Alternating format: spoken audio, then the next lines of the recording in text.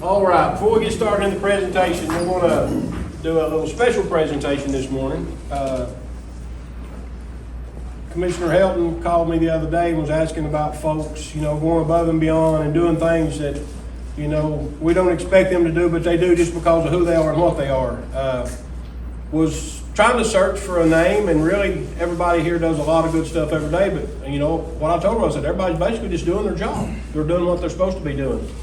And then lo and behold, was it Monday or Tuesday, Lieutenant Speck sent me an email where a couple of our employees were, I think, driving down the road, and it was a wreck in front of y'all? Or? Basically what happened was we was going to town to get some things that we needed for the house, and there's a car, it rolled out into the road, and again, we thought it was just where somebody was having mechanical problems, we was gonna help them get out of the road.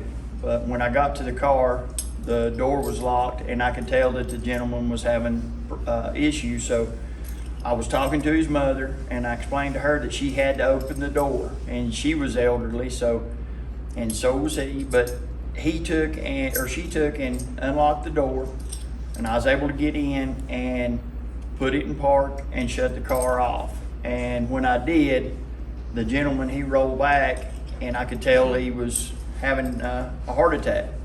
And the reason that I know that is because I lost my dad to a heart attack, and there was nothing that I could do for him. But I told her, I said, I'm gonna have to get him out. We're gonna have to work on him here where we're at. So my wife, she directed the traffic, and me and a young gentleman beside me got the gentleman out, and I started doing compressions on him. And I'd worked on him probably 15 minutes, 10 minutes. And there's a young lady that stopped, and she was a nurse. And she said, can I help? And I said, yeah, be glad for help. And so she started helping, and we started alternating doing compressions. And we was able to bring him back and revive him, and till the ambulance got there. And they ended up having to put the AED on him, the chest pads, and do shock him twice. And once they finally got him stable and took him to the hospital, the lady with his mother, she couldn't drive. She didn't have no phone. She couldn't get in touch with none of her family. So we started calling numbers that she was giving us and got in touch with her youngest son and told him what was going on and where to meet us. And we asked if it was okay, and he said yes. So we drove the mother to the hospital and got her up there. And then we didn't talk to him again until Sunday.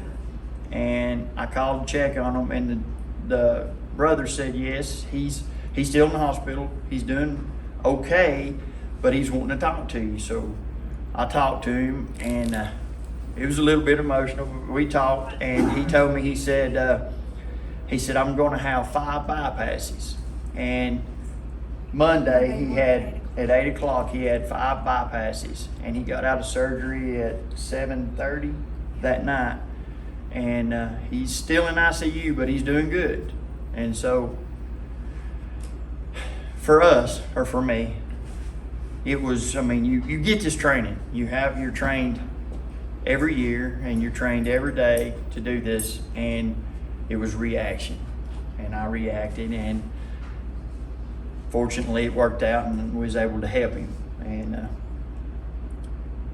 to say it was humbling was an understatement, but that's where we are. It's humbling to hear that story. When Sean first mentioned it to me, and I was thinking about that, what that must look like, in real life, that happening and what you were thinking about, I thought about how that sort of epitomizes, you say we had the training and that's what we do. Some people would have the training and not do that. And so it just speaks to, I think, the character and integrity. Courage can go toward good things, and it can go toward negative things. And this is like Right. the best of humanity to hear this story. And I think it's just epitomizes the kind of people who work for TDOC. Right. And so we just wanted to take an opportunity to acknowledge that.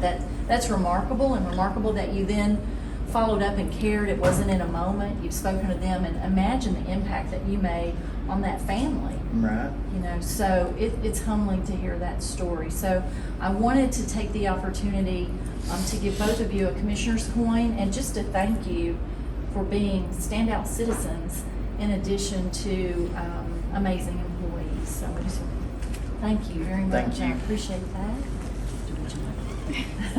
Thank you very much. I appreciate it. It is an experience to bring tears to your eyes, because it is emotional and impactful. So just wanted to publicly acknowledge what you did and what you stand for. Well, we thank you. We got a lot of good people behind us that backs us and helps us. So, I mean, that's just what you try to do. But you chose. Yeah. That was your decision. So thank you both. To learn more about the Tennessee Department of Correction, visit our website at tn.gov/correction and follow us on social media.